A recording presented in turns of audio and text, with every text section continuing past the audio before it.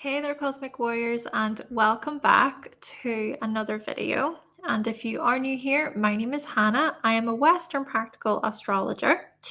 Okay, so today we are going to be talking all about the Succedent houses in astrology. Yes, looking at them through this lens of them being houses of commitment. See that strong square in the center? You will see what I mean by that shortly.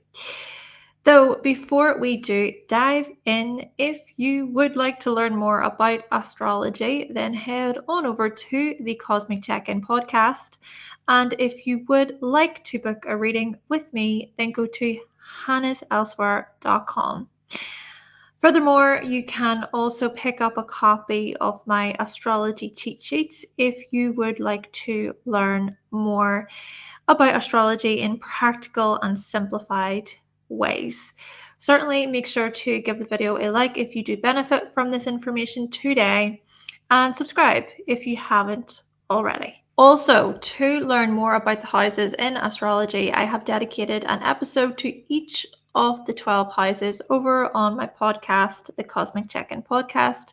Those are episodes 22 through to 33. Thank you. All right, the Succedent houses. So like I said earlier, this very strong square in the center that is more upright to us from our perspective looking at it. But what is this all about? It's all about security, stability, foundation. And each of these houses that we are going to explore represents some type of security. So remember that in the angular houses video, we explored how the angular houses speak to different parts of our identity. We looked at how the first house is tied to our physical identity. The fourth house is tied to our emotional identity. The seventh house is representative of our relationship identity. And finally, the 10th house highlights our public identity, our social identity. And then we also explored how those houses within themselves, right, there is still that square present. So we then get to this second set of houses. And essentially, the Succedent houses come after the angular houses, and they point to commitment. They, in some ways, solidify what was started in the angular houses before. So let's try and break this down. We have the second house, and the second house is so much about our physical security. And I want you to really think about that for a moment. What that means. Physical security. You might be thinking that that means, okay, enough food on the table, a roof over your head, shelter, a bed to sleep in. You might be thinking that that can represent comfort, safety, protection. And the second house then is so much about these very things. To think about the money that we earn. Because money naturally helps us survive, helps us live, helps us flourish. But to take this a step further, think about the very security of your body. How secure you feel in your body. Because what I go to here, especially coming from the first house, and the first house is about our physical condition, our physical body, our appearance, your identity. The second house comes after, I think, and it gets us to question how secure we truly feel within our body.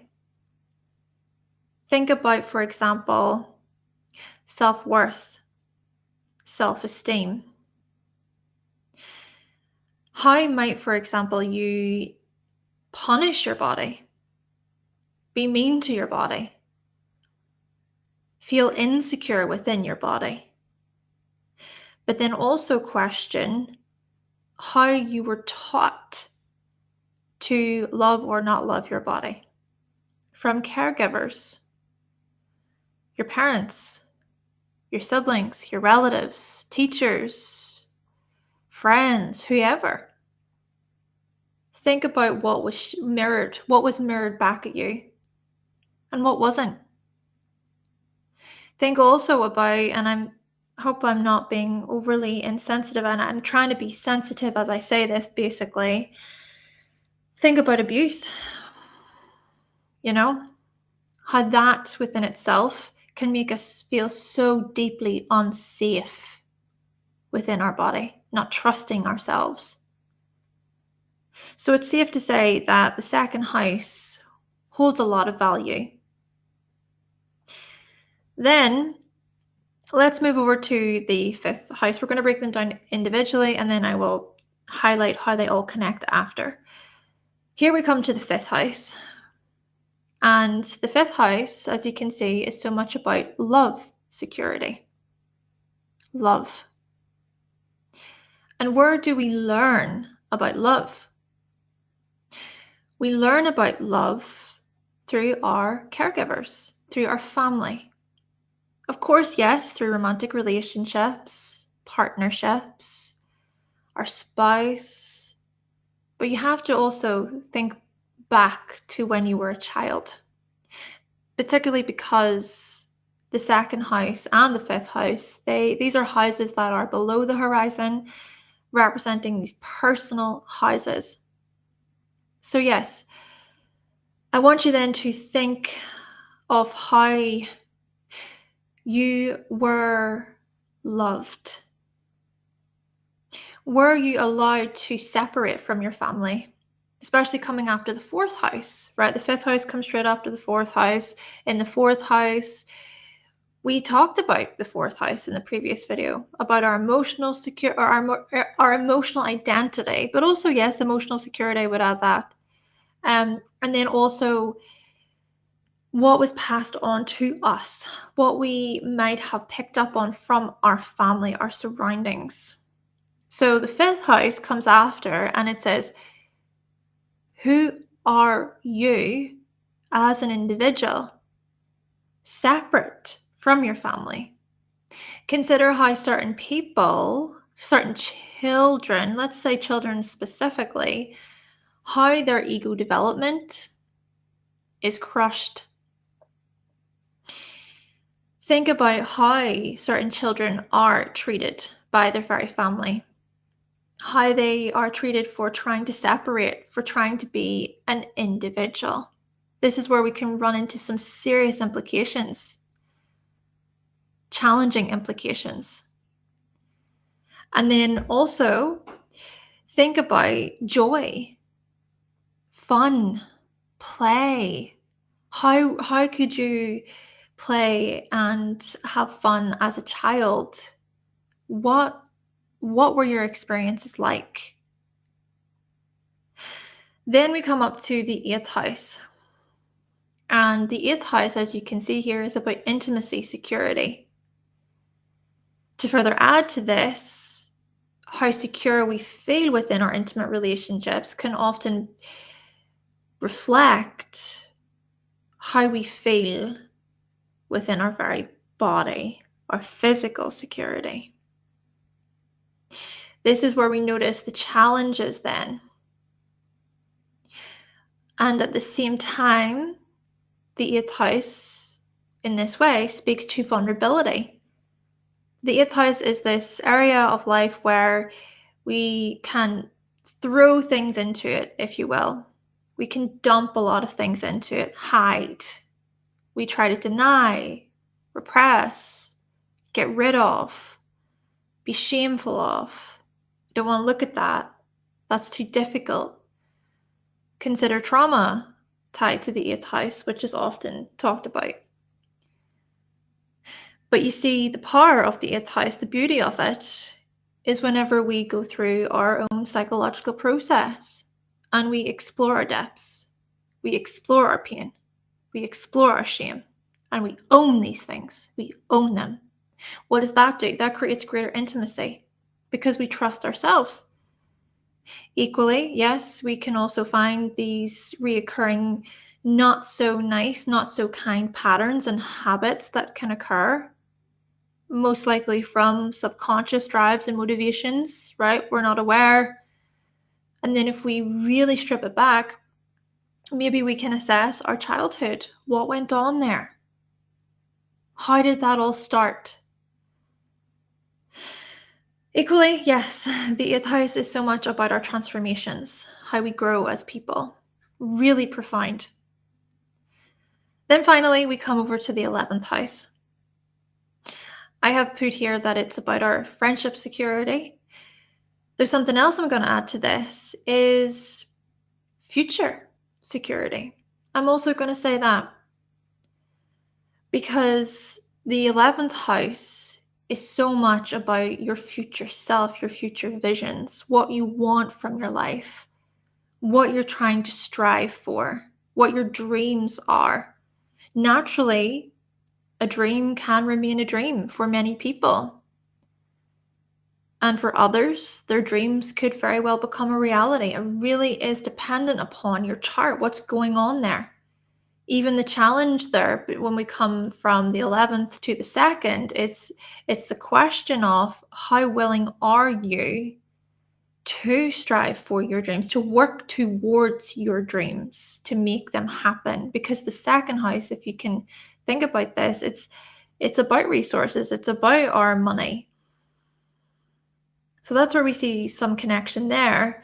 But then equally, I'm thinking with the friendship security, yes, how we show up within our friendships, how we connect with other people, how we connect specifically within groups. You know, when I say friendship security, it's more so to be a part of a group, to be a part of a community within the 11th house.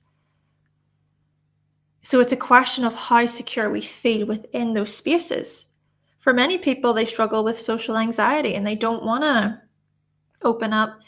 But again, what if this area of our life speaks to the other areas, like I'm trying to get at?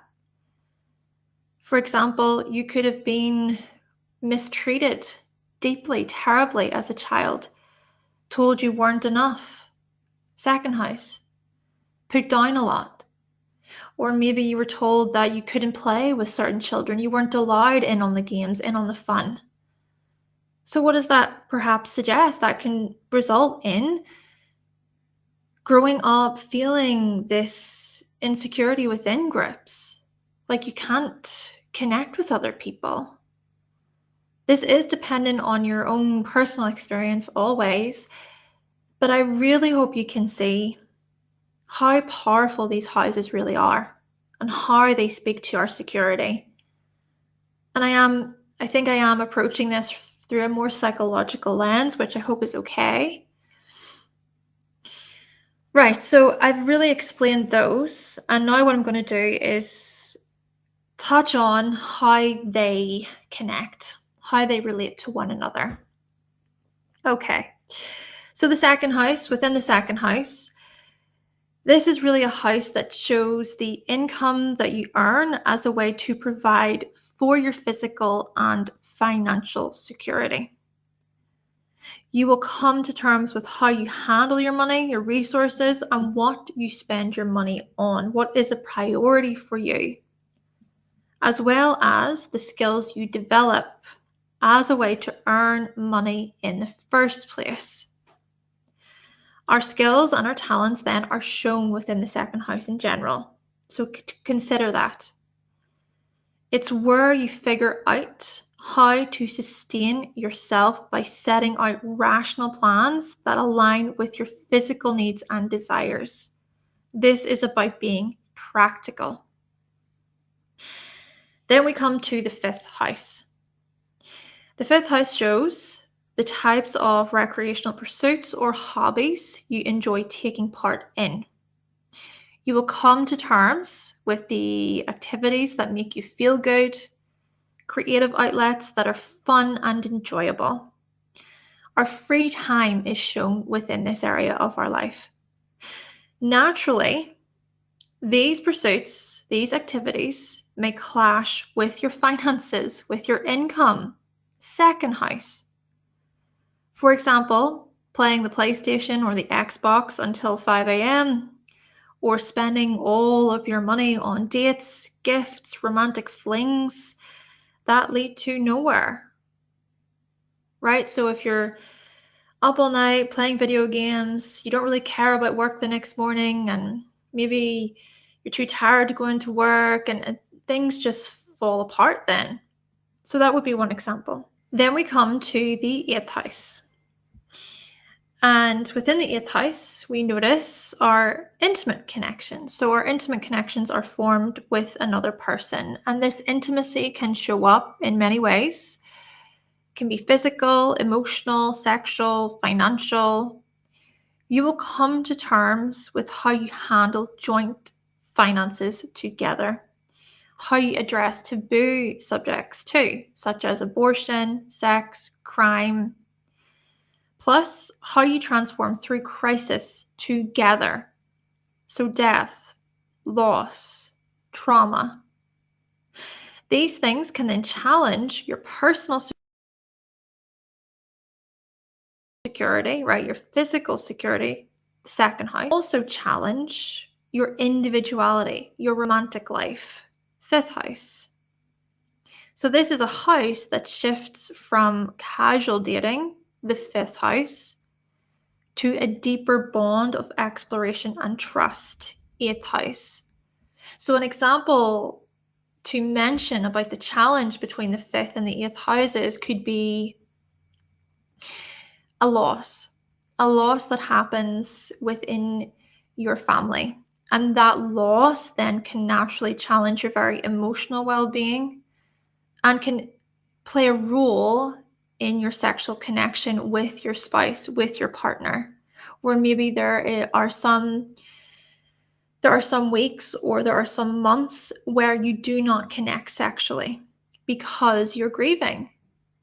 Another example of this could be you giving birth. Maybe you become a mother, and instead of then continuing to connect with your intimate partner, you decide to more so focus on your own body, your well-being, your baby. And that is often the case in many relationships, right? So those would be a couple of different examples there. Though the last house, let's think about this, the 11th house. The 11th house is so much about the community you are a part of or the ideology you form based on the crowd or group you associate yourself with. You will come to terms with the circle of friends that you're a part of and that you gravitate towards, and the type of group or club that resonates with you, and the ideas you wish the collective would put into effect as well for the future and the betterment of all. So your future hopes can leave you feeling unstable, second house. They might take you away from the activities you enjoy, fifth house. And they can also create conflict within your intimate relationships, eighth house. So on one level, yes, these things that I mentioned that can create tension or conflict within the other houses, they can be more about your personal future security or your dreams, your hopes and visions. But they can also extend to more of those collective themes. So to think about the type of utopia you envision for the world, And honestly, that is a lot of what we are seeing today, right? A lot of people have their own view of the political landscape, of what needs to change. And we are seeing conflict happen within families, within homes, within relationships over those types of disagreements. So that would be another challenge to mention. All right, so now that we have explored the connection between these houses, let's get into your sign. And I do want to say here that you need to watch for your rising sign. Just watch for your rising sign. We're going to be focusing on using the whole sign system for the purpose of this video today. All right, so first up we have Pisces Risings. Pisces Risings, let's talk about the succedent houses for you. Right, you have this Mars Aries influence in the second house of your physical security, suggesting that you show up as a leader, as very independent. Maybe you seek financial freedom, financial independence, you seek to start something of your own, or it's that what you learned growing up is how to really go after your financial goals, whether that be from a direct place from someone else or more indirectly.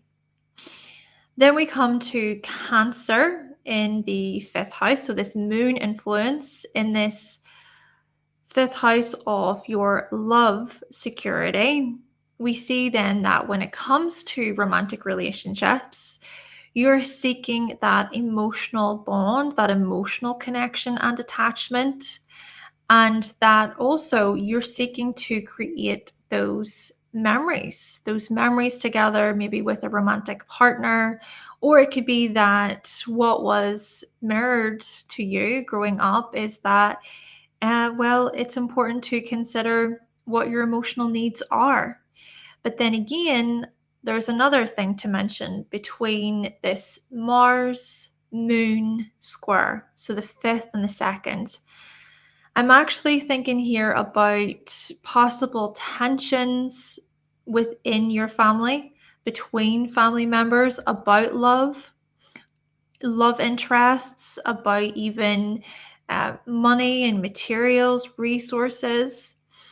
I'm thinking also about possibly you clinging strongly to a certain ideal, clinging onto a certain fantasy or a dream about relationships, and then maybe finding it difficult to let go, to move on. And another possibility here could be that your romantic relationships, there's something triggering about them that could be coming from a place of any unmet needs, unmet desires that could be stemming from a past financial situation or a security situation. Then we come to this intimacy area, and you've got Venus there. So with this Libra Venus influence, intimacy, security for you is so much about uh, compromise, cooperation, being able to see where each person is coming from. But there could also be a lack of balance here. There could be this challenge to do with give and take within your intimate relationships. A question of when might you be taking on a lot, or when might you be giving a lot. It can certainly feel like a balancing act. And then what also comes into this is I wonder about any reoccurring, maybe deeper psychological themes with relation to how you cling or how you attach. Maybe there could be some challenges, for example, with relation to letting go or moving on, or letting your spouse, letting your partner be themselves. Maybe there's a part of you that feels like you need to control or you need to have the say. So, yeah, there could be some interesting conversations here about what's happening within your relationships between you, especially between you and a spouse, between you and a significant other. Maybe there are still some immature, impatient themes to address within yourself, especially whenever you don't get your way within your relationships. That's what I'm thinking. And then lastly, we have this Capricorn influence in the 11th house. Okay, Saturn ruling this house, your future security. What are you so determined to work towards? That's what I'm questioning. Is it a case of you will stop at nothing to work towards being successful in the future, or to build the life that you want to build, to succeed? And there could be this relentlessness. There could be this strong determination that says, I will stop at nothing, even if that means either having to be in certain relationships that either they may not serve you very well, you're not actually that happy in them, or it's that you're trying to get your own needs met by staying within them. Or it could be a case of fear. Fear could be driving a lot of this. Fear of the unknown, fear of what you might lose, for example, if you choose a different path for yourself. And then what I was also trying to suggest there is that you stopping at nothing, even if that means, well, possibly upsetting certain partners or family members. Maybe you even get into a few disputes and arguments about finances quite often with family, particularly if you do feel like there's a lack of give and take, if you feel like there's any sneakiness, any shadiness going on.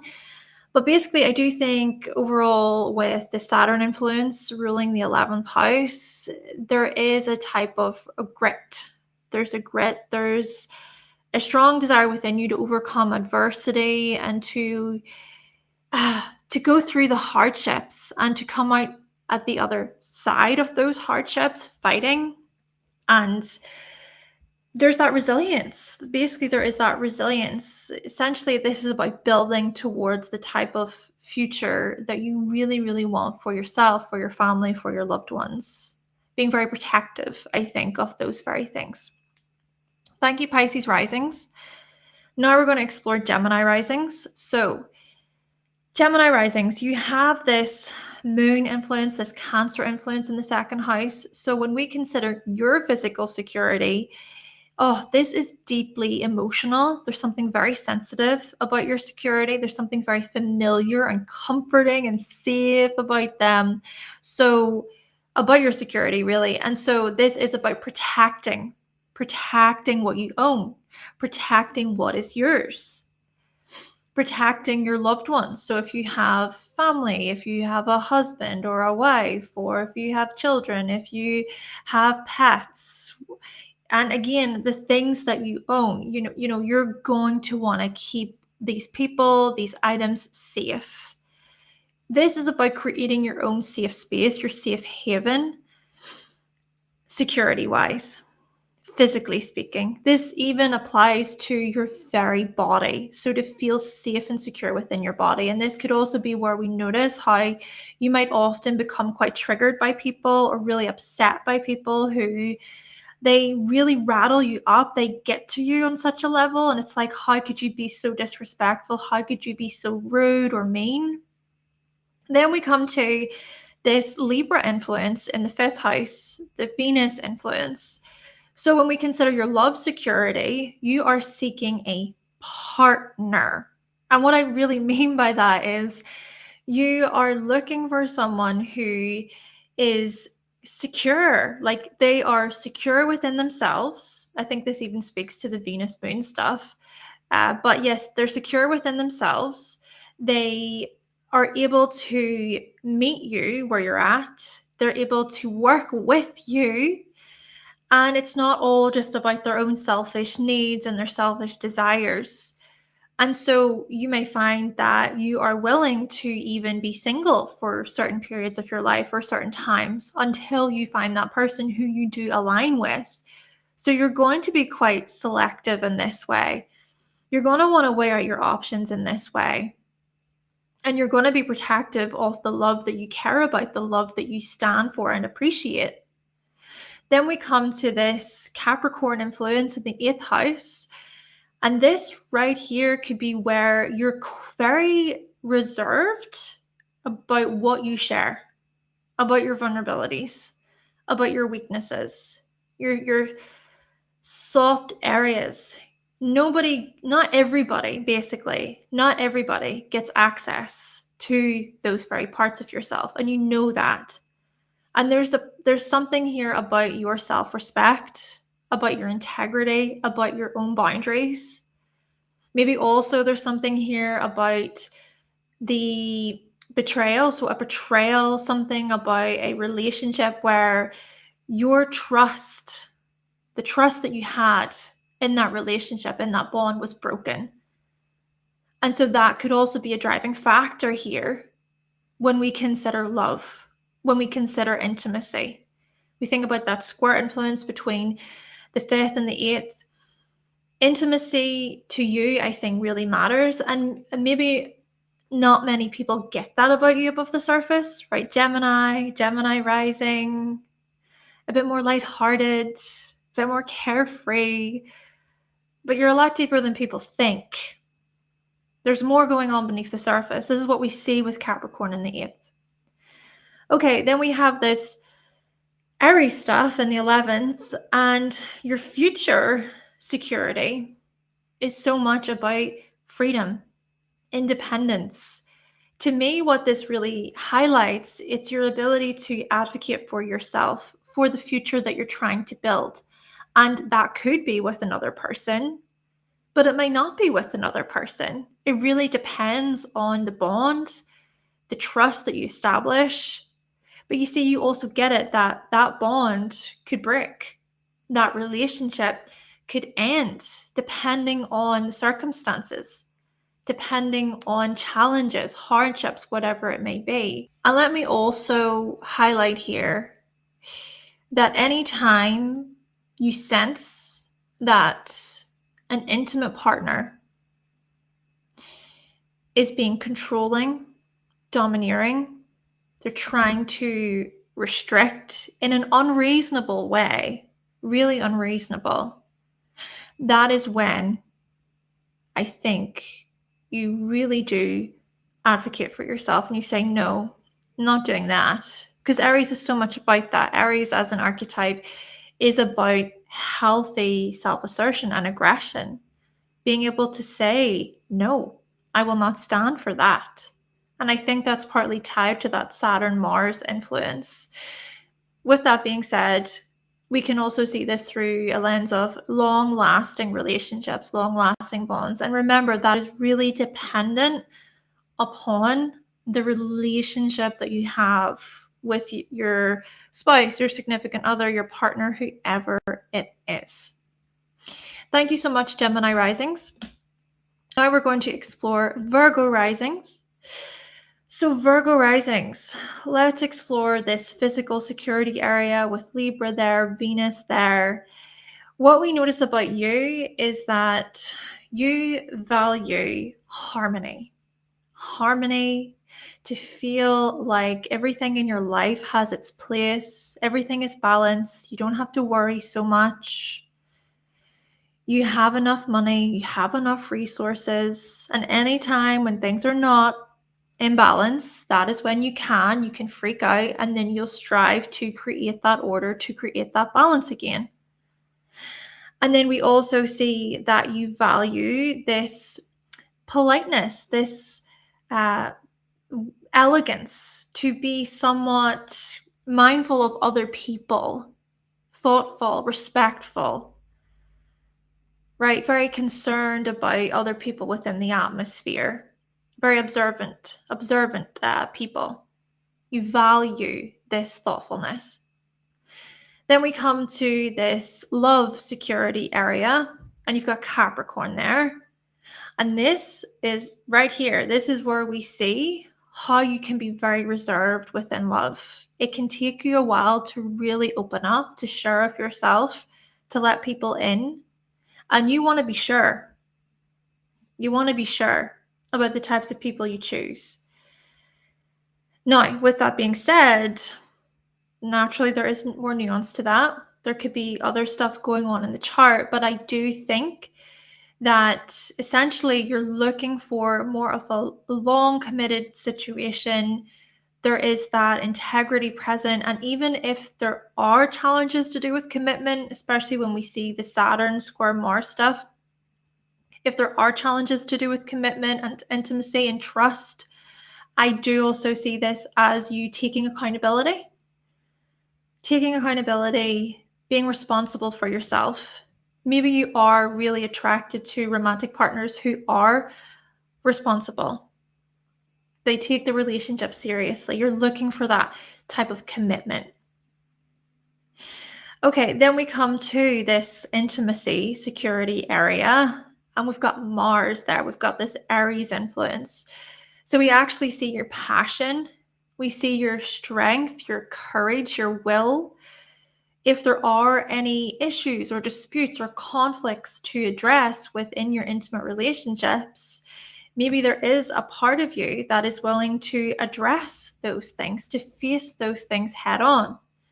Naturally, that can maybe be counteracted by this Libra influence in the second that could say, oh, well, I don't want to disrupt the peace, or I'm not sure if I should say that. I just want to get along. But whenever you can take the plunge and you can really go into your own psyche, possibly you can explore your own unconscious drives and motivations within intimate relationships, when you explore those connections more deeply, then I think that can be where you can even create a stronger bond. There's a stronger bond between you and your spouse, for example. At the same time, it could also be about being honest and open about what isn't working too, right? What isn't working within relationships, what you can no longer tolerate, what you've allowed to happen for a long time. And then it gets to a point where you say, I can't do this anymore. I'm not being honest with myself here. I have to be honest with myself about what I want, because there's a sense of want for Aries, with Aries. At the same time, yes, it's still about being able to see that you have your wants, others have their wants, and you're trying to find that healthy back and forth, that healthy give and take. Could even be a case of you addressing any repressed anger, frustrations, annoyances, things that just agitate you. So addressing those very things that could be more subconscious, maybe addressing impulsivity, recklessness, times when you might fear love, fear that deeper bond, fear people getting close. And then I think about how that can be linked to your past. What wasn't maybe mirrored to you. But essentially, I think with this sort of Saturn, Mars stuff, it speaks to you holding yourself accountable for your actions, for your reactions, even to pain. Okay, then we come to this Cancer influence, this moon influence in the 11th house. And so your future security is something that you may cling to with everything in you. There could be something here about strongly striving for protection. Protection, security, safety. This is, to me, is about self-preservation, especially when we see that Mars moon stuff between the 8th and the 11th, even the moon opposite Saturn, self-preservation. And you saying, no, I will not put up with disrespect from people. I have to put myself first here. I have to put this healthy barrier in place for myself. I'm not going to give and give and give to everyone else, right? I'm thinking also about this Pisces influence in the 7th. There's healthy limits that need to come into this. And then I also wonder about the sort of phases that you go through with respect to your future security. There could be those emotional fluctuations. There could be times whenever you feel this stronger pull to want to go after a certain thing or to make something happen. And then other times where you're not really in the mood.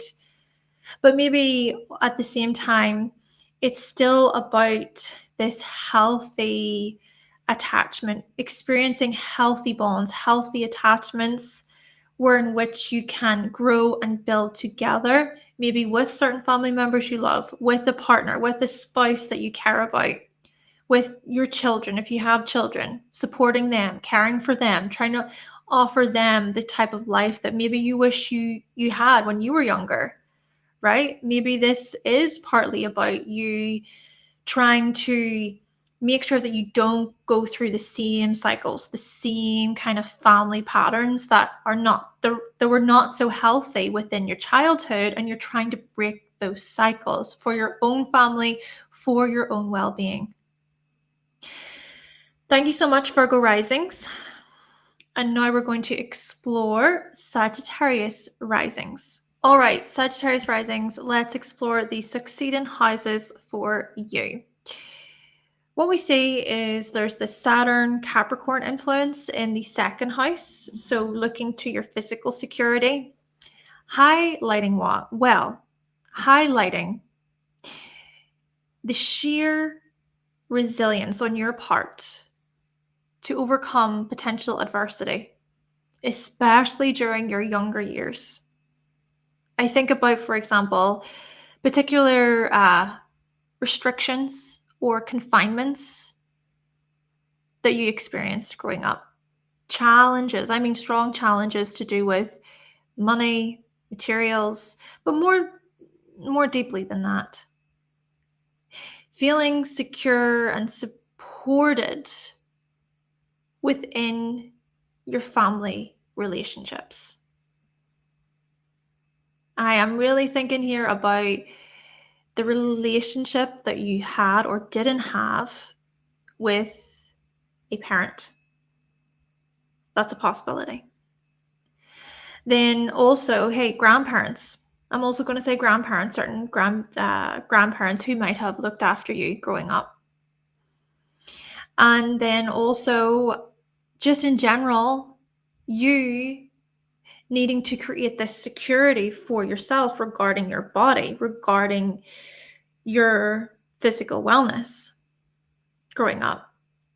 But then we also notice how such matters do become, like I'm trying to get at here, they become less restrictive or less confined and more about healthy limits, healthy boundaries, material success being a part of this due to commitment, devotion, dedication.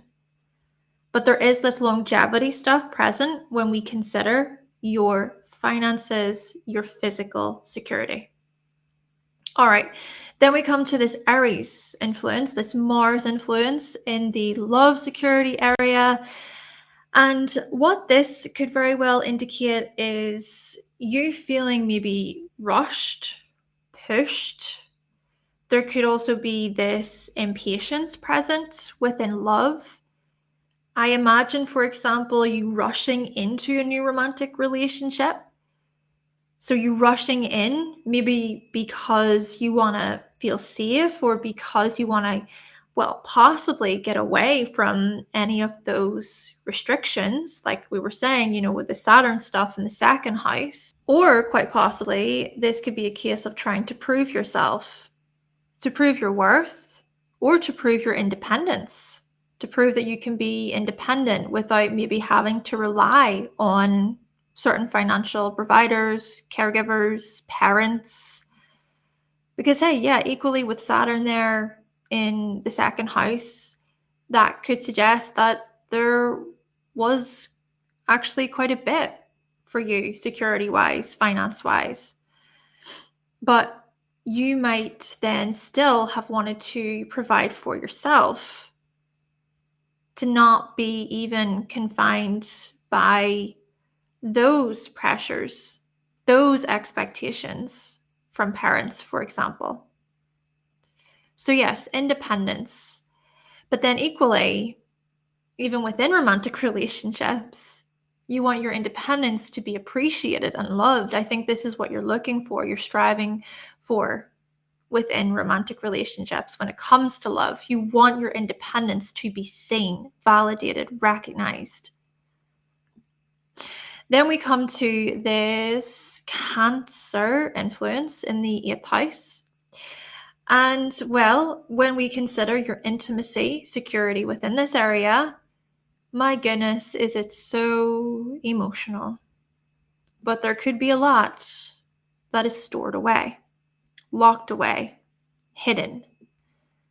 I'm thinking about family traumas, running away from the past,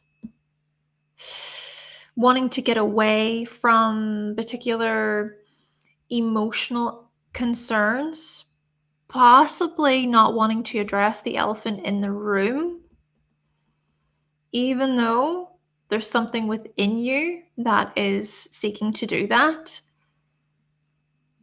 Yes, hidden emotions, complex emotions. There are certainly layers to this. Could specifically be about the relationship you have or had with your mother. So maybe there could be some reenactments or reoccurring themes that show up within intimate relationships that are somehow tied to the bond that you had or didn't have with your mother. Something to think about.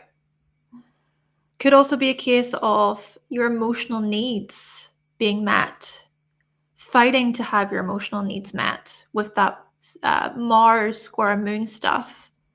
And any time your emotional needs are not met, just the sheer betrayal of that, the resistance to that. How could you?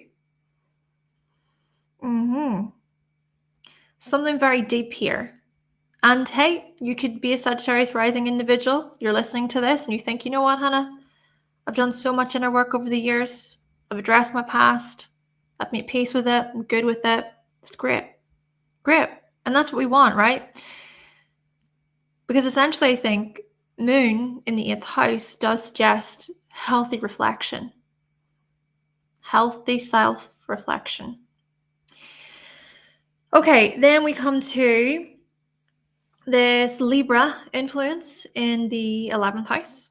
So when we look to your future security, well, your future security is so much about feeling at peace, feeling that there is harmony in the world, that there is a healthy balance within your relationships, that it's not super confrontational, so much conflict everywhere. Oh my goodness, I imagine even the amount of conflict that could have played out during your younger years about money, shared resources, betrayal, deceit, lies, dishonesty, all the family drama. This is what I'm getting from this. And so you aiming to get yourself into this place of greater harmony and balance. And that could very well require you having to set firm, very firm boundaries between you and certain family members, you and past partners, you and certain friends, maybe. Because you do not want to have to go through the same stuff again. You will not tolerate the disrespect. And we also see this standing for justice influence too. You can be very cooperative. You can be people who want to work well within a team, work well with other people, but you're not going to do that to such an extent that you're left feeling overlooked, under-recognized, underappreciated. Though at the same time, we do want to be mindful about where you are along that journey, because there could also be themes here to do with intentionally pushing people away. Or there could be themes here of maybe being competitive with other people. Or there could be this not wanting to let people close enough to really see the real you, and so putting on this type of facade for the world. But hey, if you are listening to this, you're most likely not that type of person, because the type of person who is like that would probably not want to turn to this type of reflective stuff, right? Yeah. Anyway, thank you so much, Sagittarius Risings. And now we're going to explore Aries Risings. Okay, Aries Risings, let's talk about the succeeding houses for you. So you have this Venus influence in the second house. You've got Taurus there. And what this can suggest about your physical security is that you are someone who needs to feel like things are really in place. This is about your commitment to earning a living, to a certain income. This is also about feeling stable and steady, not just within your environment, but within yourself as well. You might be someone who recognizes that the outer world is reflective often of what is happening in your inner world and vice versa. So when things within your outer experience really do feel settled and safe and secure, then you're going to feel a lot more secure within yourself. And then equally, this could be a case of times whenever you feel sort of insecure about yourself within yourself, you might look outside of yourself and ask yourself, why? Why is this happening? Is there something within my outer experience that I'm not really addressing, that I haven't looked at yet? Now, another thing here is that you might be okay with simplifying things, not making things super complicated resource-wise, financially speaking. And you could also be quite patient, honestly, which is interesting to consider when it comes to you, right? There is this patience in that you'll steadily allow things to build gradually over time. And yes, you, as Aries risings, you can be impatient, but there's still something here about trusting that process and seeing that it's a case of, like I always say with Taurus, it's slow and steady wins the race. It's this type of influence. Okay, then we have this Leo influence in the fifth house, the sun. We see this love security. And this is where we really notice that as Aries risings, my goodness, you need to feel seen. You need to feel recognized, admired. There needs to feel like there is a certain level of comfort and joy you can enjoy with another romantically. We also see these themes of you being okay with being single at times if you need to be, being comfortable within that, steady within that. I even think that's sort of shown with that Sun square Venus stuff. Naturally, with the Sun square Venus stuff, we want to be mindful of overindulgence or maybe taking things too far or living a lavish lifestyle, and you're trying to afford all of these big things, but actually you can't. What I go to here is living within your means, because you could very well live beyond your means. I even go to too much partying or too much free time, and you have to question when you might be overdoing it. Could there be hedonistic tendencies that come in? Hey, you could be an Aries rising person and you've managed a lot of that over the years. You feel a lot more stable and steady. But then I also wonder about confidence, right? So feeling confident within your own skin comes to mind with this connection. Okay, then we come to this Scorpio stuff in the eighth house. We think about intimacy, security. You've got Mars there, this Pluto influence. And this is where we see that your intimate partners, intimacy itself, even, well, these are the things that challenge you, that push you to overcome, that push you to be a new version of yourself. Certain things that intimate partners say you might not want to hear, right? It's very interesting to consider because Aries risings, you're known for being quite upfront, quite straightforward with people, right? You can often say it like it is. But yet, there are still certain comments, truths that people have to share with you that you might not even be willing to face within yourself. And it could be a case of where you are along that journey. This is certainly a process. The 8th house stuff can't be rushed. It can't be rushed. It's so deeply layered. It's so deeply personal as well. So remember that. Remember your whole chart too. But I wonder about what's locked away there, what's buried, what you don't want to look at. Certain truths that people might try to communicate with you, but you think, no, no, no, no, no, I'm not being reckless. No, no, no, no. I can't believe you would say that. And you get really offended. You get really offensive about it. I wonder.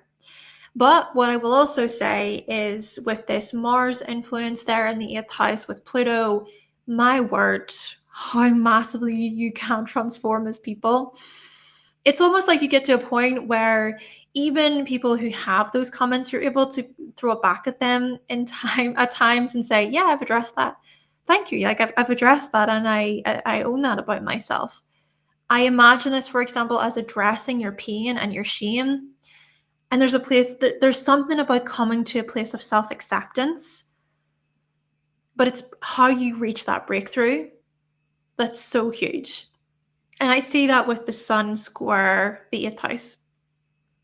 Okay, finally, let's think about this Aquarius stuff in the 11th. Let's think about Saturn and Uranus being there. And when we consider your future security, well, you are striving for community. You're wanting to be a part of something that's bigger than you. You're wanting to be a part of this collective field, this collective energy. Maybe you're so interested in the collective and what consciousness actually is. You're interested in your humanity, what's on the news, how people are being impacted, affected by the world. Maybe you are someone who prides yourself on showing up as a humanitarian or being involved within certain charities or movements or causes, right? These could be the types of things that you're striving for. So what I'm thinking here is that you're constantly aiming towards something bigger. But the thing I do want to highlight here for you Aries risings is to be mindful of how much you can lose yourself, your sense of self within that. Because I think for you, especially here, it is this type of balance of, okay, you as an individual, very Aries, the individual, the self, but then how much you surrender or give up yourself for something bigger, for the group, for example. How much are you allowing, for example, the group to influence your individual thoughts? So it's about you being able to exist within a group, exist within a cause, to do all of those things, but then equally to think for yourself within it, to be able to separate from those things, especially if those things ever make you feel really drained or if things feel too much, like they're just too much for you to handle. Thank you so much, Aries risings. And now we're going to move on to Cancer risings. Okay, Cancer risings. Let's talk about the succedent houses for you. Right, so the first thing I want to address is this Leo Sun influence in the second house of your physical security. Right, to me, what this really aligns with is how Cancer risings, you are very security oriented. So with this one, it makes sense. The Sun influence in the second house, lighting it up, highlighting this protection. Further adding to your leadership, your determination to want to create the life that you desire, and then to provide for your loved ones, your family, any children you have, anyone you're supporting, just anyone that you are providing for, basically. Then we further also see just how protective you can be of your resources, and how your resources can often be tied to they could be tied to your ego, your identity, your individuality.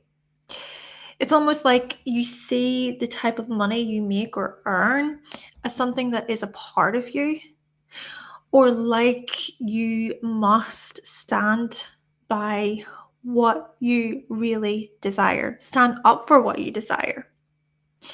Okay, then we come to this Mars influence in the 5th house. So when we look to your love security, this is about establishing deeper bonds, deeper emotional connection. This is where intimacy and vulnerability show up. However, this is also where we see fears of vulnerability. We also see the power dynamics within romantic relationships, possibly, or about money. I do imagine the back and forth with relation to money and resources, especially if it is that you're someone who's trying to build a life with your significant other, with your partner, and they might be hiding things. They might not be very open and honest about things. Equally, this could be about you, about what you're not sharing, about what you're trying to keep to yourself. Now, with that being said, this could also be about establishing trust, building upon trust between you and your spouse, you and your significant other, your lover. And what you are craving basically is you're craving that trust, that bond. And even though you just might experience challenges, turbulence, the power dynamics, like I'm trying to get at here, there is also the ability to overcome, to be resilient, and to support the life that you're trying to build towards with your partner. Still, I'm also thinking about being triggered.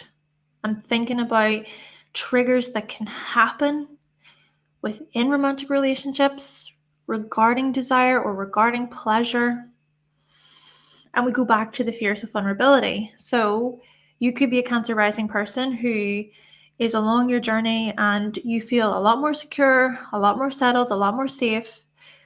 But then again, this could be dependent upon where you're at with this influence, with this energy that we're working with. Okay, then we come to this Saturn, Uranus stuff in the 8th house. We get to the intimacy security. And intimacy security, well, it's so unique. It's unique to you. It's unique between you and your spouse, you and your committed partner. Even if you're not in a relationship, it's still about that uniqueness. It boils down to, okay, this is our relationship. These are my choices, my decisions about relationships, about partnerships. So other people trying to maybe get involved or have their say, etc., that could be a big threat. That could be a big no, we're not going to do that. And if you do ever feel like people are attacking or trying to interfere, you might rebel. You might say, I've had enough of this. I'm not dealing with your judgments. I'm not dealing with your opinions. Let's focus on our life that we want to build. I'm going to focus on myself. There's a sense of freedom here too. Freedom with relation to intimacy. So what I also get from this is, even if you do enter into a committed relationship and you're looking for all of those qualities, attributes that tick all the right boxes for you, well, if it gets to a point where things are not what they used to be, you feel like there's a lack of that trust, maybe there's a betrayal, maybe there's even something that's blocking the relationship, that could be when you really reevaluate the relationship itself. There could be those sudden disruptions, remember, too, coming in. The sudden endings, sudden beginnings, sudden changes. Yes. Okay, then we come to your future security. And with Taurus, with Venus in the 11th house ruling your future security, well, there is this immovable quality. There is an unshakable force, unstoppable force here present that says, I'm going to hold on to this. I'm going to work towards this.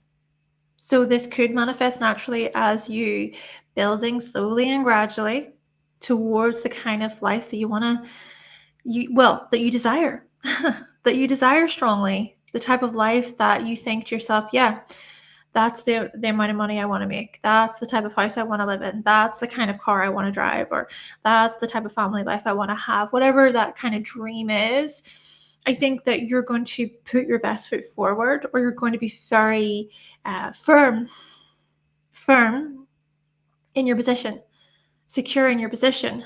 However, what we also want to be mindful of here, I suppose, is, well, it's of this power dynamic or the potential power struggle that could happen. So even during times whenever you feel like something isn't working or something needs to change, what we don't want to do here is for you to dig your heels in even more. There's something here about facing the reality of a situation, even if that situation is something that you don't want. Okay, that's not within your plan, that's not desirable for you. Don't get me wrong, when it comes to those types of things, it can be a case of, okay, well, what can we do about this? How can we work through this? Maybe as a couple.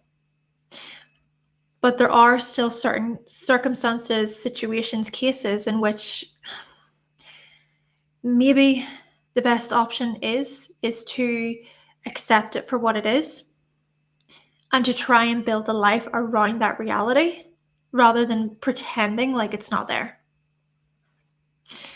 Thank you so much, Cancer Risings. And now we're going to move on to Libra Risings. Okay, Libra Risings. Let's talk about these Succedent houses for you. Let's look to your physical security. You've got this Mars, Pluto influence. Scorpio is there. Well, we see here your strong will and determination to fight for your survival. We see the turbulence. We see the deaths, the rebirths, the losses, but equally also your ability to overcome, to be resilient about materials, about resources, money. And we also see your inner power, your courage, your strength, even your ability to be very forceful about your desires, about what you want to achieve materially. And then we also notice that you just may find that when you do combine your resources with someone else, that can be where things are truly achieved. But then another way to look at this is if you are in a situation where you do combine your resources, it is about joining together financially. Hey, maybe you get to a point where you decide that you may not want to be in that partnership, in that relationship anymore, and then you're having to rebuild from scratch, or you're having to create a life for yourself that is more about you and your independence. So there's a couple of different ways that we could explore that, right? Still, we also see transformations and renewals tied to your very physical security. Now, and I want to say this in a sensitive way, we could also see this as threats to your very body, right? That's what I'm going to say about that. But then that could equally be where that creates a strength within you to push, to not go back to that place, to not live that old life. Fears, we want to be mindful though of fears driving this. We do see the subconscious drives and motivations tied to Scorpio there in the second house. So those subconscious drives and motivations tied to your ability to guide in your life. Remember, there could also be those moments of things not being so stable, being shaky. Okay, let's now think about the Aquarius influence in the fifth house. So when we consider your love security, well, this is truly about you doing your own thing, thinking for yourself, you not conforming to what the norm is. And that really is dependent upon the time period that you grew up in or that you're growing up within. We want to consider that. Still, there could be this influence of following a non-traditional path, but then equally, maybe even challenging what is non-traditional and still choosing for yourself, deciding for yourself. But basically, when it comes to your love security, so much of it comes down to what your what your unique views are, and not giving into the pressure of other people's expectations. Being very firm about your independence and your own personal freedom. Naturally, there is more to that. There could be other parts of the chart that counteract that. And you do want to think about what is happening in your unique chart too. Remember that. Okay, then we come to this Taurus influence in the 8th house, this Venus influence. And when we consider intimacy security, it is so much about taking it slow, taking your time, even considering what your personal spending habits are like, what your personal belongings are, personal materials, and then at the same time co-creating with another person. We see this, right, with Libra Risings. It's about, yes, partnership and collaboration and coexisting with another, co-creating with another. But then equally, what is on the sort of opposite side of that, especially with Aries in the 7th, is about your own personal freedoms, your will. So asking yourself what you're willing to give up or what you're willing to change. Anytime that things do not balance out or feel balanced. Now, it's not to say that everything needs to be 50-50 or completely equal all the time. I don't think that's realistic, not at all. I'm just saying that you're going to be quite mindful of whenever your scales are tipped too far towards one side. And so maybe the Taurus influence in the 8th house, it speaks to your very stability and security there. When it comes to intimacy, you need to feel safe. You need to feel like there is some kind of commitment there that is worth it. It's truly worth it. So if it's not worth it, that could be when you cut all ties. That could be when you say, hey, no, I'm not doing this anymore. I'm going to stay true to this. Staying true to your convictions. Okay, and then we have this sun influence in the 11th house, right? So you've got Leo there. And so when we consider your future security, well, this is about you getting to a point in your life where you are seen within the group, within the community.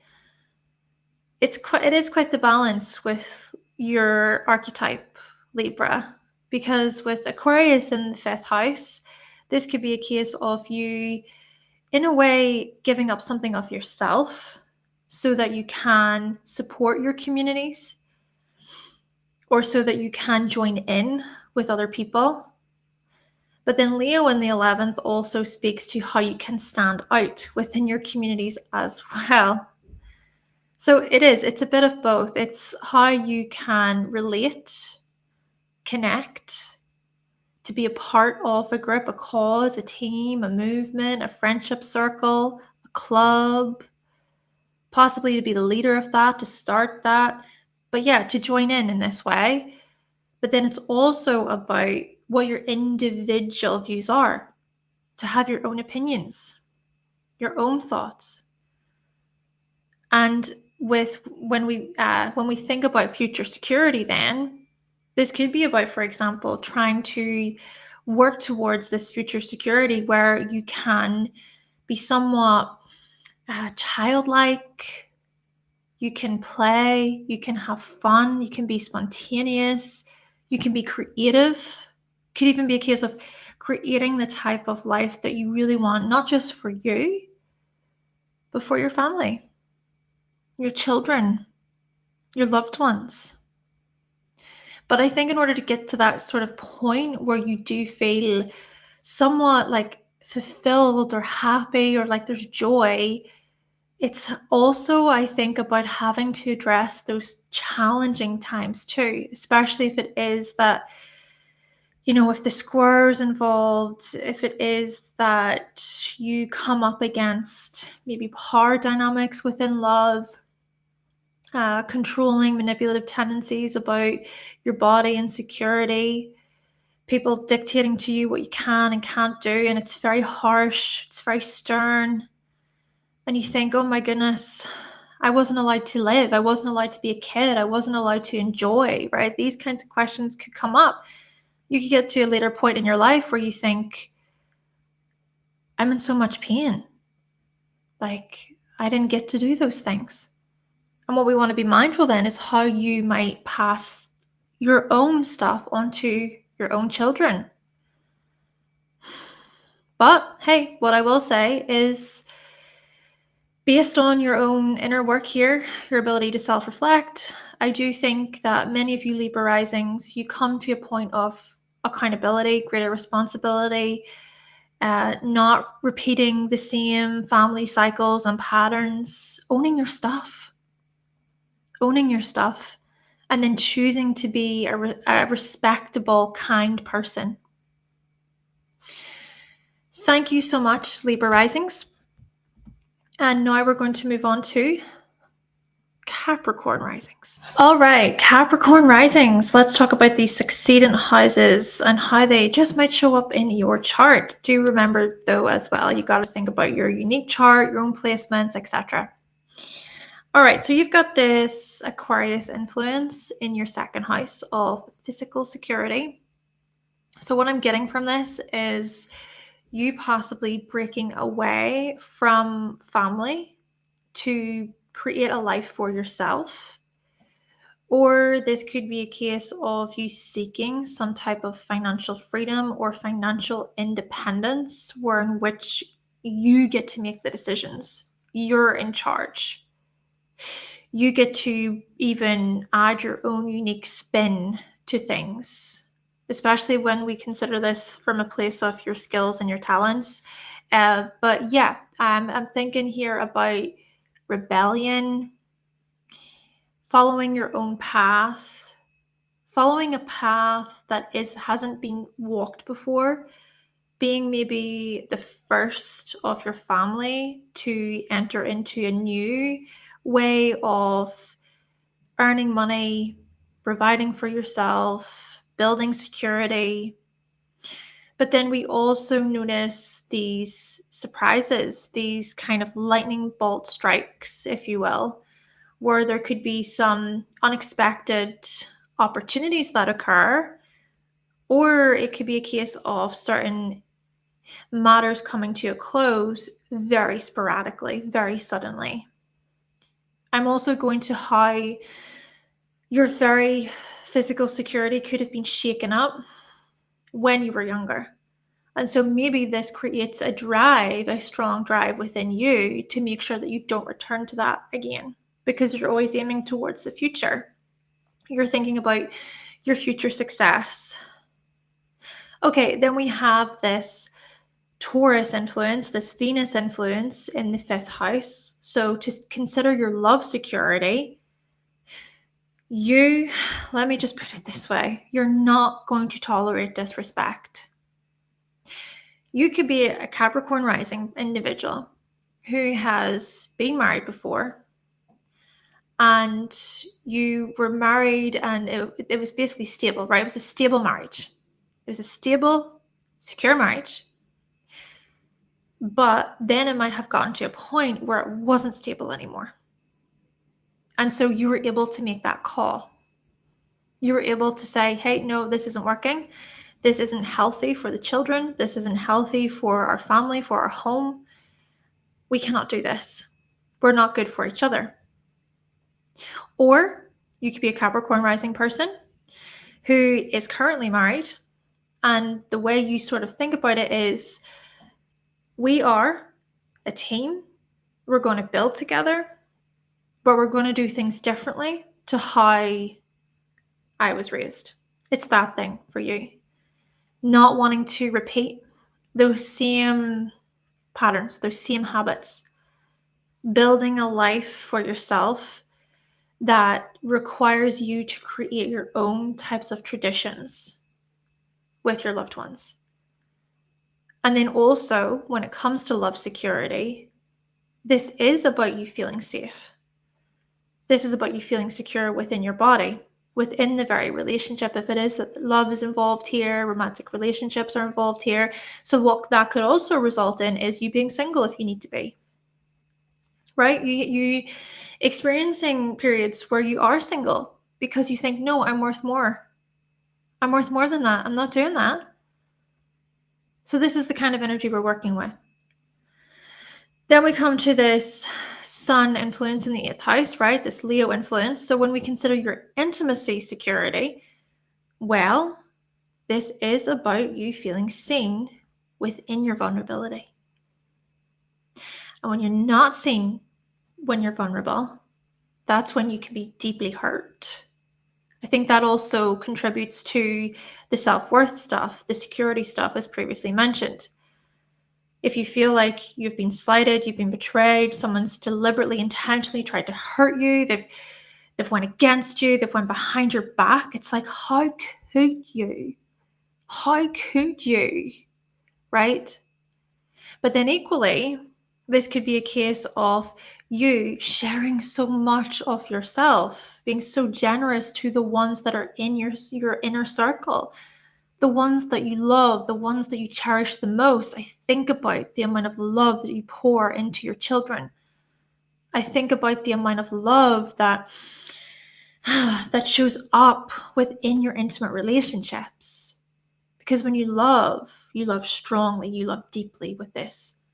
It's just that not everybody gets access to that. You know that. You know that it's not about just pouring it out needlessly or unconditionally, to everyone. It's about those healthy limits, those healthy barriers in place. Maybe you've been in situations where you've poured everything into the relationship, you've given everything. You've been overly generous, you've overextended, you've overcommitted. And that could be why you maybe get to a point in your life where you think, okay, let me just take it back a step here. Let me think about, okay, what am I contributing?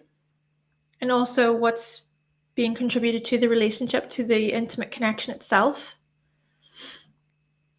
And the other thing I want to say here about this intimacy is how you make other people around you feel strong.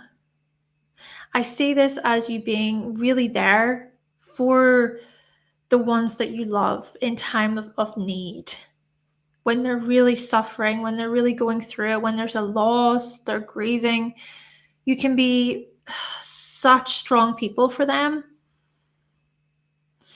Okay, then we come to the Scorpio influence, this Mars influence in the 11th house. And the 11th house, of course, is about our future security. So with your future security here, this does suggest renewal, transformation. This makes sense because if, for example, you are prepared to get a divorce if you need to, if you're prepared to change your living situation if you need to based on the circumstances, if it means greater self-respect, if it means greater integrity, then that naturally can suggest a transformation, a change, a radical change perhaps in your life. This could even be a case of your communities, your friendships changing massively because of the inner work that you've done on yourself. Through that kind of analysis of yourself, of being able to recognize certain behaviors within yourself, certain actions, or even from other people, then you might look out at your life and think, oh my word, like I've tolerated a lot of stuff, or I can't believe I used to behave like that. This is really dependent on self-reflection, inner work, the psychological stuff to do with the 8th house. But I think that you can get to a point in your life where you establish these emotional, deeper bonds with people where it's more than surface level. It's so much deeper. And you may find that the people that you impact or you influence or whatever within your life, they're going to have so many amazing things to say about you.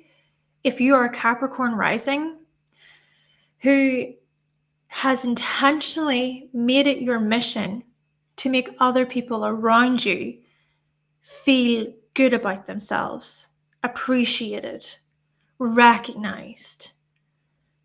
You know, it's you that seems to leave a really this memorable mark on people's lives, where they're able to say, you know what, Capricorn Rising, they gave me strength when I needed it the most. Thank you so much, Capricorn Risings. And now we are going to move on to Taurus Risings. Okay, Taurus Risings. Let's talk about the succeeding houses in your chart.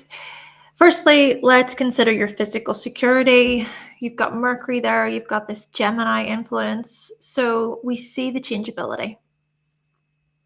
Interesting, because as Taurus Risings, you're very much about your stability, making sure that things are stable, steady, secure, in their place, immovable, right? You can dig your heels in, you can be quite stubborn people. You're known for being like that. But yet, whenever it's worth it, whenever you need to, you're willing to adapt. You're willing to adjust. You can be very smart about your resources.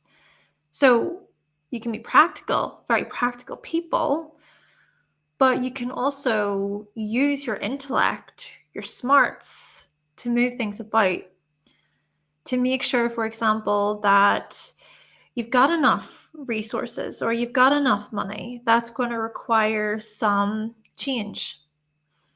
That's going to require maybe even some learning, some study. You might even earn money for your intelligence, for your wit. You might even value intelligence. You value learning, research. Still, when we focus in on this physical security stuff, there is a changeability. With that being said, hey, perhaps for many of you growing up, this change was something that you weren't quite prepared for. And that within itself is what pushes you to want to create a life for yourself where there is greater security. I think here about any inconsistencies, scattered influences, things that didn't add up, things that didn't make sense. So this leads us on to Virgo. Virgo in the 5th house, this other Mercury ruled sign. When we look to your love security, you're going to be quite shrewd, right? You're going to use good judgment. You're going to be quite particular, quite sensible. Now, naturally, there is more to that. We do want to think about your whole chart, but still, I think that what you're looking for, what you're attracted to within romantic relationships is a partner who they have their SH1T together. They work, they look after themselves, they have their own thing going on. They hold themselves to a high regard, right? They're dedicated people. They come across as quite polite, well-mannered, hygienic, clean.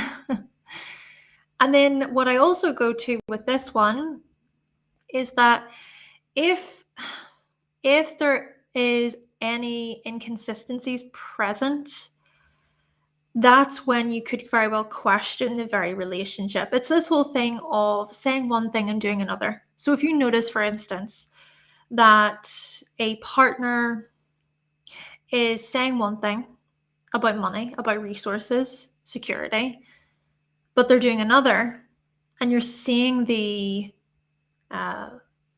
lies, you're seeing the untruths, then that can be when you truly step back and you go, that doesn't add up. Why are you not being honest with me?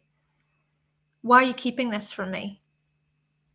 I can sense that something's not right here. You can see that. You can almost see whenever certain lovers or partners are not being themselves, or when they're playing a role, they're putting on a facade. That's what I get from this. So that's when you could really question the relationship itself. Yes, I think you do require, appreciate open and honest conversation, open and honest dialogue. This then leads us on to Sagittarius in the 8th house, right? You've got this Jupiter influence in the 8th house. So when we consider intimacy, security, boom, boom. This is where we see the openness, the honesty. This is where we see the truth, getting to the heart of the matter. This is where we see you appreciating people more so, well, intimate partners especially, even friends, close relatives, who are upfront with you. So even if, for example, they might be struggling with a situation, they could be battling some type of challenge, maybe an addiction, maybe a spending habit. When they're open and honest with you, you're going to appreciate that a lot more than if they try to step around it, right? Step around the situation, not be upfront about it.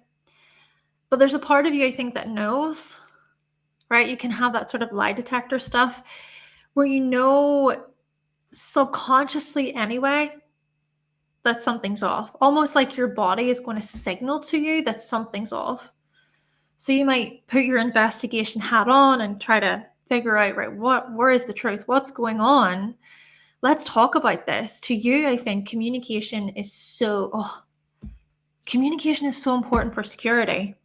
You've got Mercury, the 2nd and the 5th houses, communication. And the moment that communication stops, that's when you think we're in trouble. We are in trouble. And you can see it. You can see it before it happens. Then we come to this Pisces influence in the 11th house, right? So this Jupiter influence, sort of Neptunian.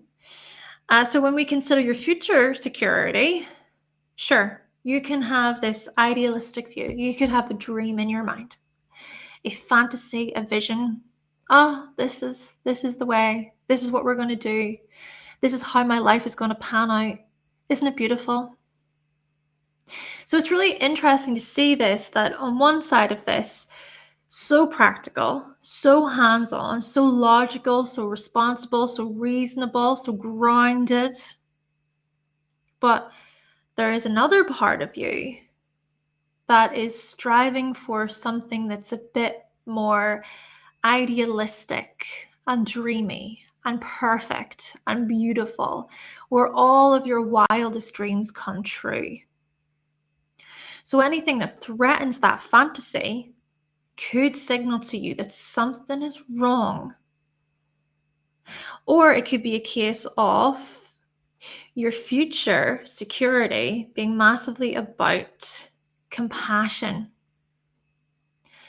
Showing compassion to loved ones, friends, people within your close circles, and then anything that threatens that, then that can be when, again, it's like, why is this happening? This isn't acceptable. We're not going to be doing this anymore. Because I think also a part of this is about morality. It's about your moral compass, your code of ethics, what you stand for, too. So, to me, what this can suggest is that you can take on the role of the savior or the rescuer in the future, where you're being so committed and kind and loving. So one way to look at this is that, yes, you can align with these qualities in a really beautiful way. And people, they appreciate you for that. They see you as kind, they see you as generous and loving. But another way to think about this is to try and step back during times when you're so devoted to this role of being the savior. Like it's your mission to save everybody else. So it's a question of how willing are you willing? So, sorry, how much are you willing to push for that to such an extent that you might lose yourself, right? To lose your identity, to sacrifice your identity for others. It's questioning your motives here. Thank you so much, Taurus Risings. And now we're going to move on to Leo Risings. Okay, Leo Risings, let's discuss these succedent houses for you. So, first and foremost, we notice that you've got this Mercury Virgo influence in the second house of your physical security. All right, so this is where we see how you strive to be somewhat orderly and efficient when it comes to your resources, your personal earnings, your personal spending habits, things like that.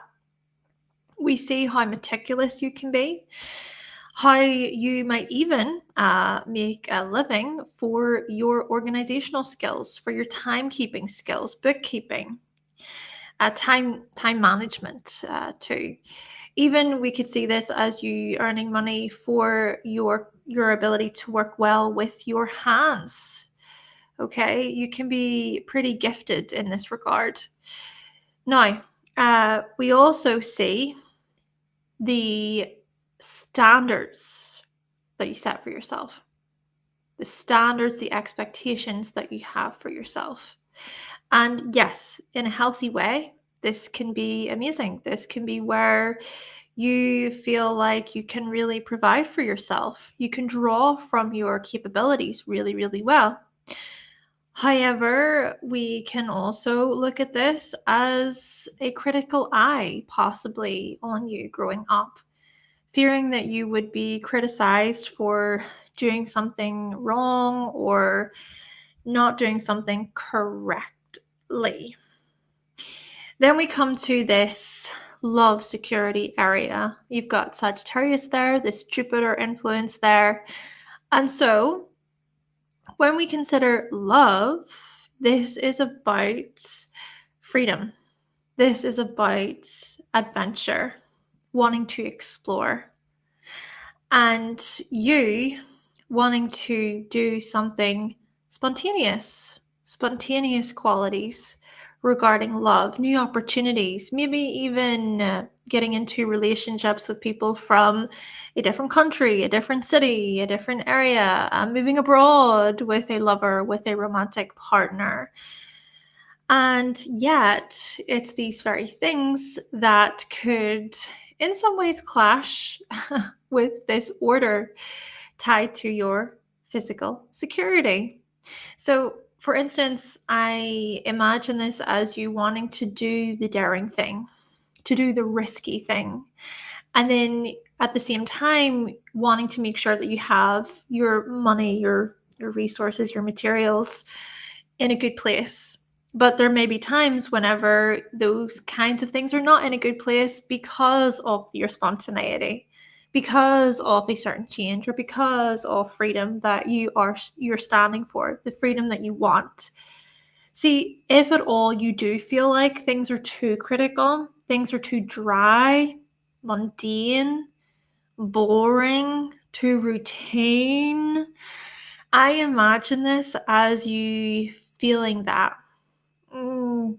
You feeling that push impulse within you to do something completely new, to do the risky thing. Yeah.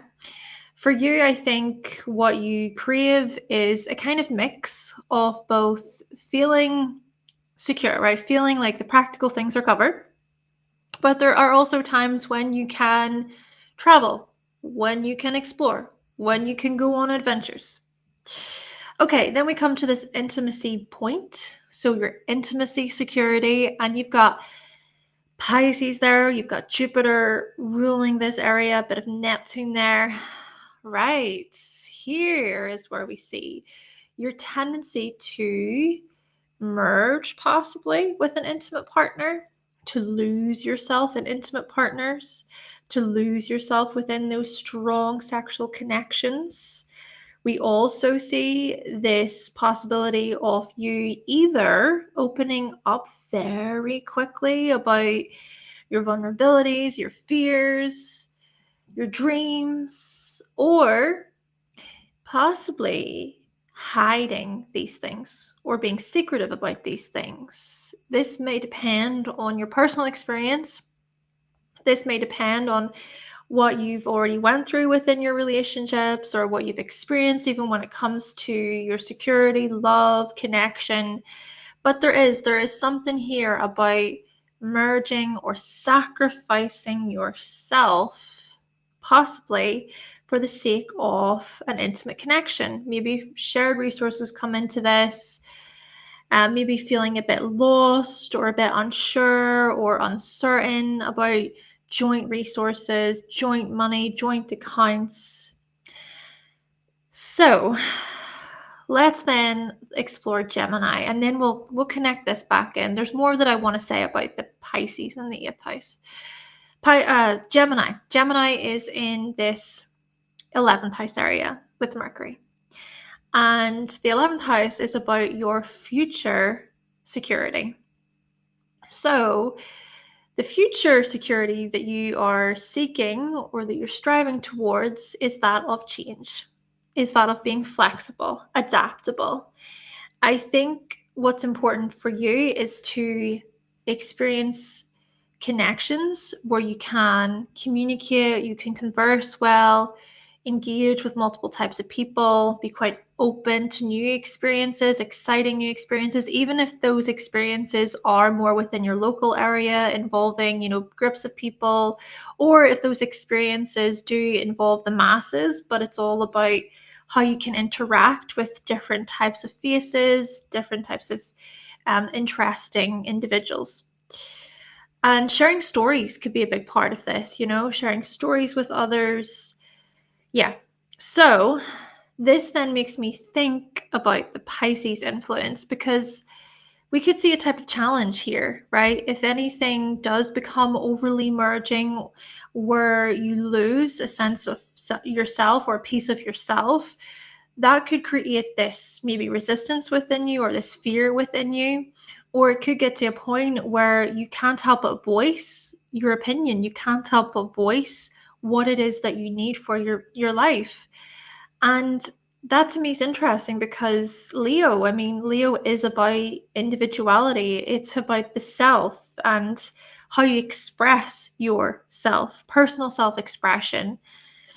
And if then you get into these, I'm going to say, messy situations where you find yourself always having to rescue, save, martyr yourself for other people, that's when it could get to a point where you need to reevaluate where you're at and if you are truly living authentically. I think it is still in some ways about trying to see that, yes, you are an individual, but then equally, how can you emotionally support others through their times of need? But if it gets to a point where you're constantly having to be that emotional support for other people and you're not taking care of yourself, again, right, it's this reevaluation. So what does this boil down to? Well, I think it comes down to communication. Open and honest communication about your desires, your dreams, about any unhealthy ways of showing up within intimate connections. Maybe effective communication regarding times when you need to be on your own. You need your own time. You need your own space. You need a little bit of free time, right? A bit of time for you. There could be some of this going on, but equally, this open and honest communication could be about, well, honestly saying, I don't want to commit. It could be a case of that. I don't want to commit right now. I'm not in a place where I can be in a relationship right now. This is the type of stuff that we're talking about.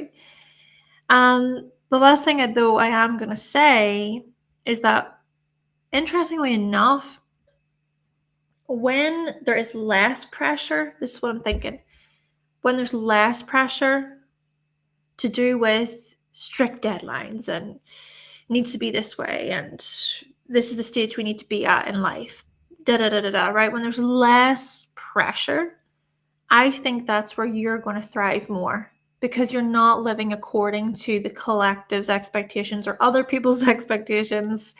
And so in your mind, what you think is being expected of you, you're not trying to live up to those things. It's more about creating the life that you would like to live. And if it involves a significant other, it's co-creating that life together. Thank you so much, Leo Risings. And now we're going to explore Scorpio Risings. Okay, Scorpio Risings, let's talk about the succeeding houses for you. How might they play out in your life? Well, let's look at your physical security to begin with. You've got this Sagittarius influence, this Jupiter influence. And so when we consider your physical security, this is about you aiming high. Aiming high. Aspirations come to mind here. Your desires to want to work towards your aspirations, to make them happen, to be somewhat optimistic and hopeful about the future, and to even consider what your philosophies are regarding your security, regarding your survival. So there could be something about how your philosophies or how your philosophical views shape your security path. I imagine, for example, you having a particular, it could be a motto, or it could be a quote. It could be a belief system, a moral view, code of ethics that is at the heart of your security, pushing you, assisting you, driving you. And then we see here Pisces in the fifth, another Jupiter influence with Neptune involved too, of course. So when we consider your love security, this is actually where we see, well, your ability to devote yourself, to somewhat sacrifice yourself at times in the name of love. And hey, when it comes to love and relationships, there is a level of sacrifice that's needed.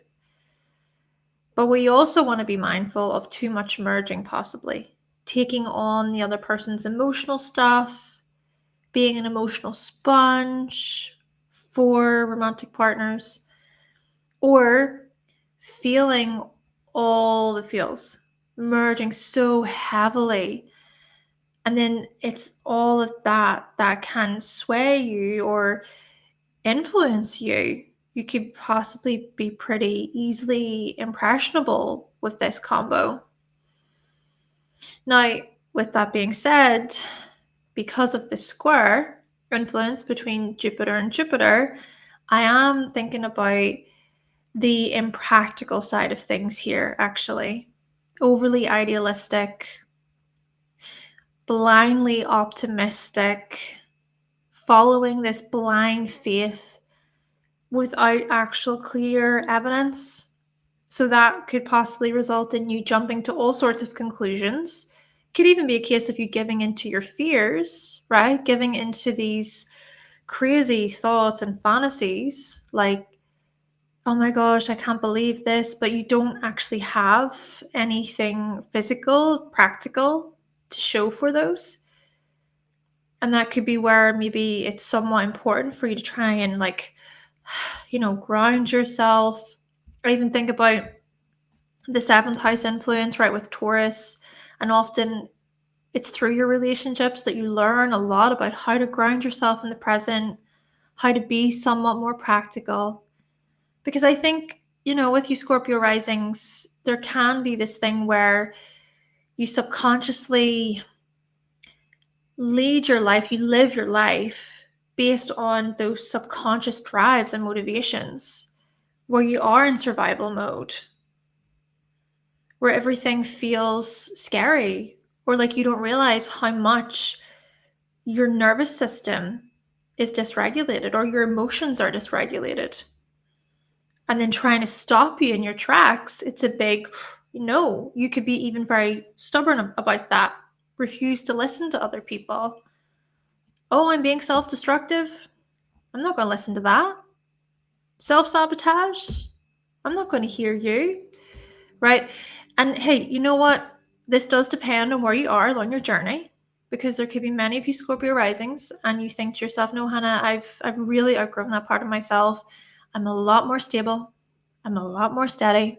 I'm not as controlled by my impulses, my compulsions, my fears, my temptations even. Still, I'm thinking that there is something here about believing also in a higher vision, a higher meaning, a higher calling. That could be what actually supports you in a way. It's not about blind faith, but it is about faith. Something to help anchor you. And that could be a material thing, that could be something about the connection you have with yourself, self-love, self-acceptance, knowing yourself, right? Because you're able to do that inner work. And I suppose that leads me on to Gemini in the eighth, right? There's that Mercury, Gemini in the eighth, and that is so deeply investigative. That's where the mind, right? Your mind is able to reflect. You're able to think. You're able to observe your body, to observe, okay, what's coming up? Which messages are reoccurring? Which themes keep playing out? Which maybe events or conversations are having to be revisited time and time again, asking you to pay attention? This is where we see how deeply profound and self-reflective you can be as people, especially if you're following this path where you are considering, okay, well, I've got to take control of myself. I have to be in control here, where it does come down to you taking responsibility for yourself.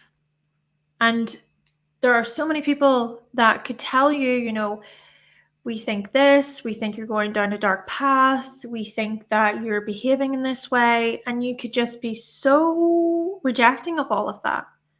But essentially, it has to come down to your own awareness of you, your own connection with your impulses and your drives. So it's really very interesting to see that whenever you come to that point, how much you come to know yourself. For example, you're going to be able to pick up on when somebody else is projecting onto you and it doesn't involve you, right? It's not about you, it's their stuff. And at the same time, hopefully you'll be able to catch whenever you're projecting onto somebody else in a situation. Thank you so much, Scorpio Risings. Moving on lastly then to Aquarius Risings. All right, Aquarius Risings, let's talk about the succedent houses for you. How might they show up? Let's look to this physical security area, and you've got Pisces there, you've got this Jupiter-Neptune influence. First thing I'm going to say is that you might be quite idealistic about money, about resources, security. This could be that you have a dream or a vision or a fantasy in mind about your security and providing for yourself.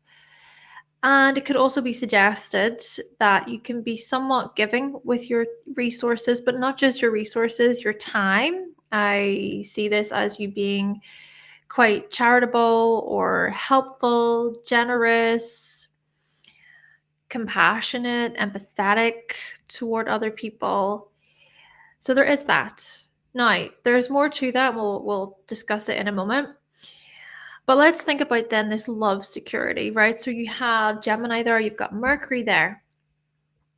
When we consider love security, I think what you crave, what you desire is healthy, effective communication, for one, but then also intellectual stimulation, mental stimulation, to be able to have a pretty decent intellectual discussion, conversation, to also explore your options, possibly when it comes to love and romance, or to be able to switch things up when you need to with your partner, with your lover. And I also see this as you desiring your mind to be appreciated.